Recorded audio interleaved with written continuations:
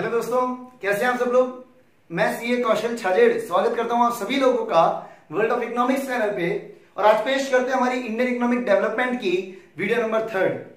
हमारी जो पिछली वीडियो आई थी उसमें हम लोगों ने बात करी थी कि sir on the eve of independence हमारे एग्रीकल्चर सेक्टर की हालत क्या थी।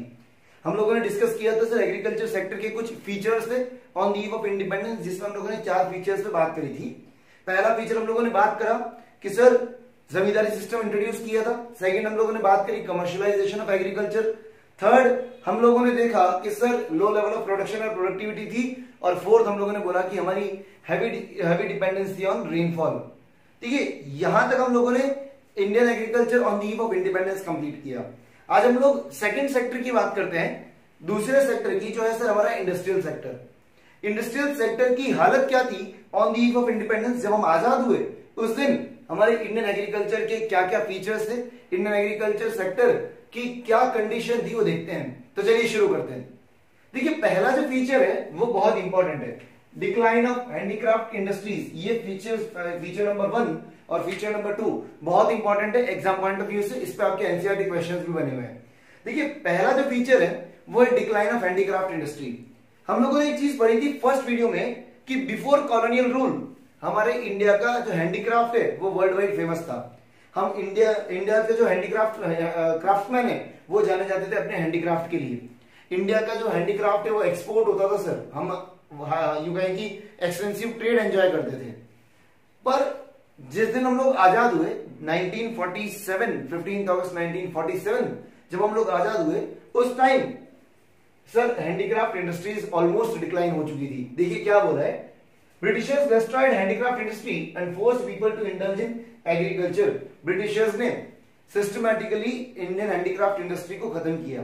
मतलब उन्होंने मना नहीं किया हैंडीक्राफ्ट के प्रोडक्शन के लिए, उन्होंने डायरेक्ट कुछ भी नहीं कहा। उन्होंने सिस्टमैटिकली इंडियन हैंडीक्राफ्ट इंडस्ट्री को क्या किया, डिस्ट्रॉय किया। और लोगों को इन्वॉल्व किया कहां पर सर, लोगों को इन्वॉल्व लगाया सबको कहां पर, एग्रीकल्चर सेक्टर में। एग्रीकल्चर सेक्टर में लगाने का पर्पस था कि सर क्या किया जाए, लोगों को फोर्स किया जाए इंडिगो के प्रोडक्शन के लिए। जो रॉ मटेरियल बनना चाहिए, यूं कहें कि ब्रिटिश इंडस्ट्रीज के लिए जो रॉ मटेरियल चाहिए उस चीज के प्रोडक्शन के लिए ब्रिटिशर्स ने फार्मर्स को, या यूं कहें कि जो भी हैंडीक्राफ्ट इंडस्ट्री में काम करने वाले थे उन लोगों को हैंडीक्राफ्ट से हटा के कहां पे लगाया, एग्रीकल्चर सेक्टर में। देखिए क्या बोला है, the two fold motive of Britishers behind this deindustrialization was. Two fold motive था सर ब्रिटिशर्स का हैंडीक्राफ्ट इंडस्ट्री को बर्बाद करने के पीछे एक टू फोल्ड मोटिव था। वो टू फोल्ड मोटिव क्या था, ध्यान से सुनना। To convert India into a supplier of raw material for British industries.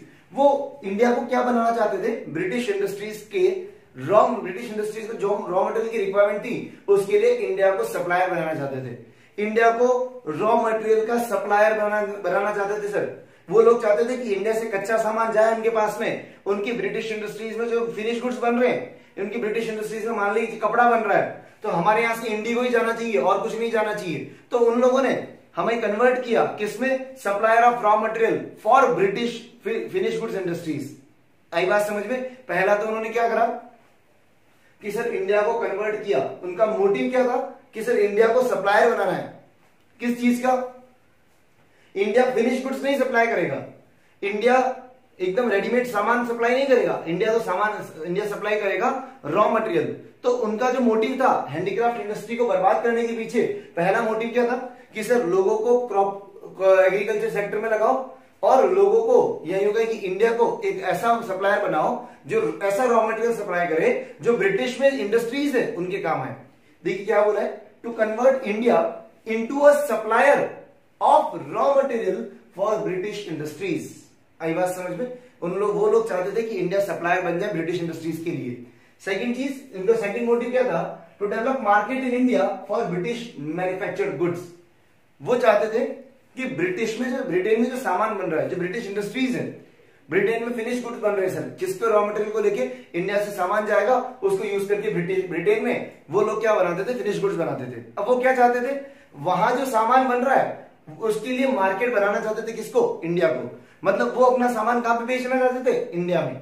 India से सामान मंगाएंगे, कच्चा सामान, जिसको यूज करके फिनिश गुड्स वो बनाएंगे और उनका फिनिश गुड्स वो कहां पे भेजेंगे, इंडिया में भेजेंगे बेचने के लिए। तो वो क्या करना चाहते थे, इंडिया को तो सप्लायर बनाया रॉ मटेरियल का, और ब्रिटेन को क्या बनाना चाहते थे, ब्रिटेन से ये चाहते थे कि ब्रिटेन का जितना फिनिश गुड्स है वो सब इंडिया में आए और इंडिया एक मार्केट बन जाए फिनिश गुड्स के लिए। देखिए क्या बोला है, to develop market in India for British manufactured goods. British manufactured goods के लिए इंडिया को एक मार्केट बनाना चाहते सर। इंडिया की पॉपुलेशन बहुत थी सर, इंडिया की पॉपुलेशन काफी ज्यादा थी और यहाँ पे जो लोग थे एग्रीकल्चर में ज्यादा इन्वॉल्व थे। तो उन लोगों ने क्या किया कि सर ब्रिटिशर्स ने इंडिया को एक सप्लायर बना दिया कि सर आप सिर्फ कच्चा सामान सप्लाई करो, फिनिश गुड्स हमारे वहां बन रहे, वहां से बन के आपके पास आ जाएंगे। तो हमारे यहाँ पे फिनिश गुड्स बनाने नहीं दिए उन्होंने, वो क्या चाहते थे, तुम सिर्फ कच्चा सामान सप्लाई करो, हम जो भी सामान सप्लाई करना है, जो भी फिनिश गुड्स बनाना है, हम बना के तुम्हारे पास भेजेंगे। वो इंडिया को एक मार्केट बनाना चाहते थे पूरा का पूरा, जहां पर वो अपने प्रोडक्ट को क्या कर सकें, सेल कर सकें। आई बात समझ में। Next, discriminatory tariff policy. Discriminatory tariff policy, discriminatory tariff policy बनाई सर, टैक्सेशन पॉलिसी की अगर बात करें। देखिए हम लोगों ने एक चीज पढ़ी कि कॉलोनियल रूल के अंदर कॉलोनी डिटरमाइन करती है रूलर डिटरमाइन करता है कॉलोनी की इकोनॉमिक पॉलिसीज को।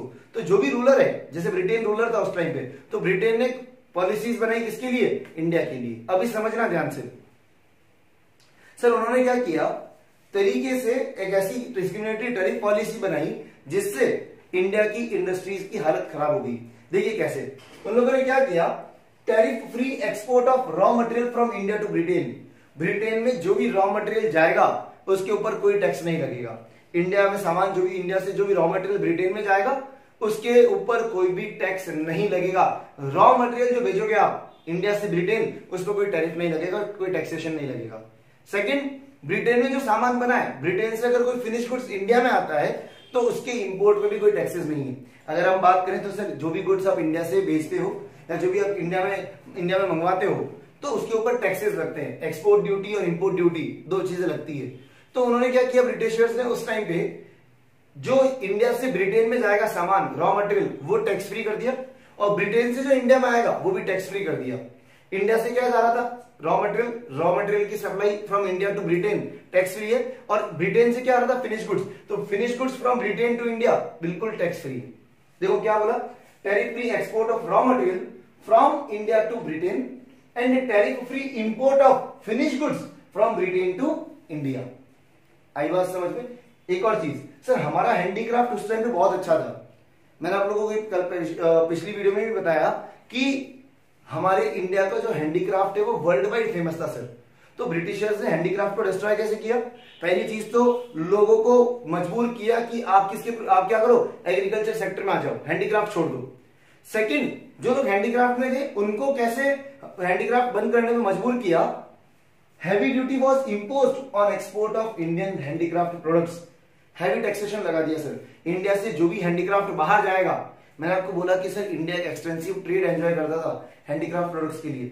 हमारा हैंडीक्राफ्ट वर्ल्ड वाइड फेमस था, लोग मांगने आते थे सर हमसे, लोग डिमांड करते थे हमारे हैंडीक्राफ्ट प्रोडक्ट की। तो ब्रिटेन ने क्या किया, ब्रिटिश गवर्नमेंट ने, कॉलोनियल गवर्नमेंट ने क्या किया कि सर जो भी हैंडीक्राफ्ट इंडिया में बनेगा, सुनना ध्यान से, जो भी हैंडीक्राफ्ट इंडिया में बनेगा और अगर वो एक्सपोर्ट होगा तो उस एक्सपोर्ट पे हैवी टैक्सेशन लगेगा। तो होता क्या था सर, टैक्सेशन लगने की वजह से गुड्स महंगे हो जाते थे, कॉस्टली हो जाते थे, तो हमारे सामान बिकता नहीं था। तो इसी वजह से हुआ क्या कि हमारे जो हैंडीक्राफ्ट इंडस्ट्री वो धीरे धीरे क्या हो गई, डिक्लाइन हो गई। आई बात समझ में। देखिए क्या बोला है, tariff free export of raw material from Britain to India, पहली चीज तो ये करी। Second, tariff free import of finish goods from Britain to India and heavy duty was imposed on export of Indian handicraft products. आई बात समझ में। Heavy duty लगा दी किस पे, on export of Indian handicraft products. Clear हुआ सबको। एक बार फटाफट पॉज करके नोट डाउन करिए, बात करते हैं आगे। फर्स्ट देखिए, बात करते हैं कि सर और क्या क्या फीचर्स थे इंडियन इंडस्ट्रियल सेक्टर के on the eve of independence. Sir third जो फीचर आता है वो है कि sir competition from machine made products. देखिए जब ब्रिटिशर्स ने क्या किया, अपने फिनिश प्रोडक्ट्स इंडिया में भेजे, तो हुआ क्या, ब्रिटिश प्रोडक्ट्स जो भी थे सर वो क्या थे, इजीली अवेलेबल थे, और उसके अलावा उनकी जो कॉस्ट थी वो काफी कम थी as compare to Indian handicraft products.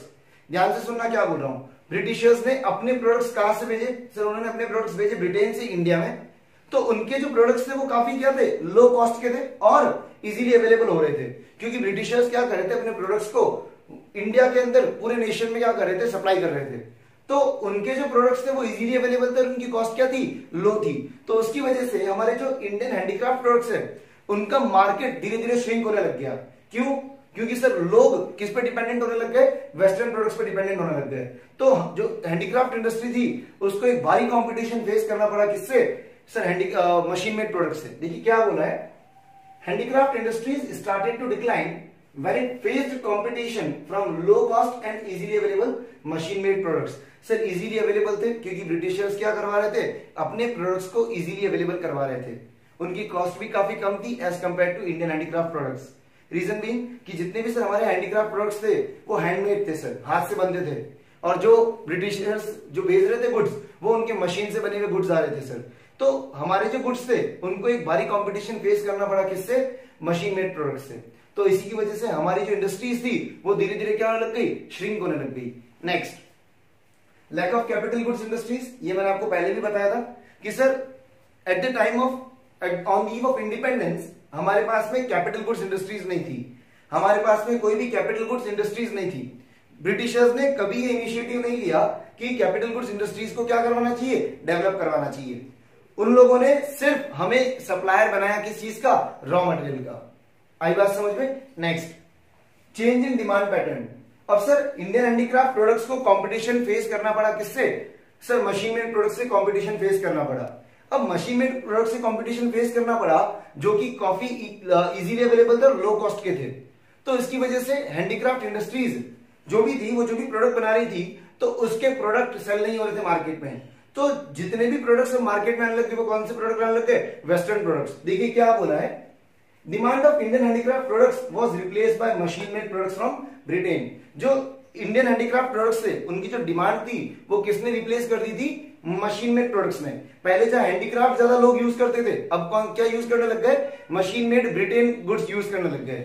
Reason, सस्ता था, सेकंड इजीली अवेलेबल हो रहा था सर। तो अगर आपको सस्ता मिल रहा है और इजीली मिल रहा है तो कोई भी पब्लिक या कोई भी आदमी क्या करेगा, कौन सा प्रोडक्ट चूज करेगा, जो या तो सस्ता हो और इजीली अवेलेबल हो as compare to handicraft products. आई बात समझ में। Next, introduction of railways. देखिए आपको ये जान के हैरानी होगी कि सर इंडिया में रेलवेज इंट्रोड्यूस कराने का पूरा श्रेय जाता है ब्रिटिशर्स को। ब्रिटिशर्स ने इंडिया में रेलवेज को क्या करवाया, इंट्रोड्यूस करवाया। अब ब्रिटिशर्स ने इंडिया में रेलवे इंट्रोड्यूस किया तो सर सबसे पहली चीज तो वो हमारे लिए आज एक बहुत बड़ा पॉजिटिव पॉइंट साबित हुआ है। हमारा जो इंडियन इकोनॉमी है रेलवेज पे डिपेंडेंट है सर। पर उस टाइम पे रेलवेज हमारे लिए वरदान नहीं था सर, हमारे लिए सर एक श्राप था सर। कैसे? ब्रिटिशर्स ने रेलवेज को खुद के बेनिफिट के लिए ज्यादा यूज किया। ब्रिटिशर्स ने रेलवेज लोगों के लिए यूज नहीं किया, ब्रिटिशर्स ने रेलवेज को यूज किया ताकि वो अपने ब्रिटिश मेड प्रोडक्ट्स के लिए एक बड़ा मार्केट बना सके पूरे इंडिया को। वो हर एक कोना कवर कर सके जहां पे उनके प्रोडक्ट्स क्या हो सके, इजीली सप्लाई हो सके। उन लोगों ने रेलवेज को यूज किया ताकि उनके जो भी प्रोडक्ट्स है वो इजीली लोगों के पास पहुंच सके। जो हमारे हैंडीक्राफ्ट प्रोडक्ट्स थे उनकी रीच काफी कम थी। रीजन भी कि हमारे पास से ट्रांसपोर्टेशन का फैसिलिटी नहीं थी सर, हम अपने गुड्स को ट्रांसपोर्ट नहीं कर पाते थे। पर ब्रिटिशर्स ने अपने गुड्स को ट्रांसपोर्ट करवाने के लिए क्या किया, रेलवेज का इंट्रोडक्शन किया। और ये इंट्रोडक्शन ऑफ रेलवेज उस टाइम पे हमारे हैंडीक्राफ्ट इंडस्ट्रीज के लिए और जितनी भी हमारी इंडियन इंडस्ट्रीज थी जो हैंडमेड प्रोडक्ट्स बनाती थी उनके लिए एक बहुत बड़ा श्राप के तौर पे आया। क्यों? क्योंकि सर ब्रिटिशर्स के गुड्स इजीली अवेलेबल हो रहे थे at a low cost as compare to handicraft product. इसी की वजह से हमारी जो इंडियन इंडस्ट्रीज है वो धीरे धीरे क्या होने लग गई, डिक्लाइन होने लग गई। आई बात समझ में। एक बार फटाफट इसे आप नोट डाउन करिए, आगे बात करते हैं अपन फास्ट। हम लोगों ने बात करी है Indian industries on the eve of independence. Industrial sector के बारे में बात करी कि इंडस्ट्रियल सेक्टर की क्या हालत थी on the eve of independence. हम लोगों ने 6 पॉइंट पर डिस्कशन किया। Decline of handicraft industries. Second हम लोगों ने बात करी कि sir discriminatory tariff policy. Third हम लोगों ने बात करी sir competition from machine made products. Fourth हम लोगों ने डिस्कशन किया कि sir lack of capital goods industries. Fifth हम लोगों ने कहा कि सर डिमांड पैटर्न चेंज हुआ था, चेंज इन डिमांड पैटर्न। और सिक्स्थ था इंट्रोडक्शन ऑफ रेलवेज। ये कुछ ऐसे फीचर्स थे जिसकी वजह से हमारा जो इंडस्ट्रियल सेक्टर है वो काफी बैकवर्ड चला गया था as compare to other countries. हमारा जो इंडस्ट्रियल सेक्टर था वो काफी बैकवर्ड हो गया था। क्यों? क्योंकि ब्रिटिशर्स ने कभी इनिशिएटिव ही नहीं लिया कि हमारे यहाँ पे इंडस्ट्रियल सेक्टर क्या हो सके, प्रमोट हो सके, हमारा जो इंडस्ट्रियल सेक्टर है वो ग्रो हो सके। तो इसी की वजह से जो हमारा इंडस्ट्रियल सेक्टर है वो काफी बैकवर्ड चला गया। हालांकि हम लोगों ने इंडिपेंडेंस के बाद में काफी सारी पॉलिसीज बनाई, काफी सारे रिफॉर्म्स लेके आए, जिसकी वजह से हमारा जो इंडस्ट्रियल सेक्टर है वो काफी ग्रो हुआ। ठीक है, अगर आप लोगों को आज के इस टॉपिक में कोई भी डाउट आया हो तो डिस्क्रिप्शन में मेरे कॉन्टेक्ट डिटेल्स गिवन है, आप मुझे वहां कनेक्ट कर सकते हैं। उसके अलावा मैं आपको डिस्क्रिप्शन में एक व्हाट्सएप ग्रुप का लिंक भी दे रहा हूं जो 12th कॉमर्स के लिए है। अगर आप में से कोई भी ज्वाइन करना चाहे तो सिंपली वहां पर क्लिक करिए, ग्रुप का लिंक ओपन हो जाएगा और आप ग्रुप ज्वाइन कर सकते हैं। तब तक के लिए stay safe, stay at home, thank you and bye.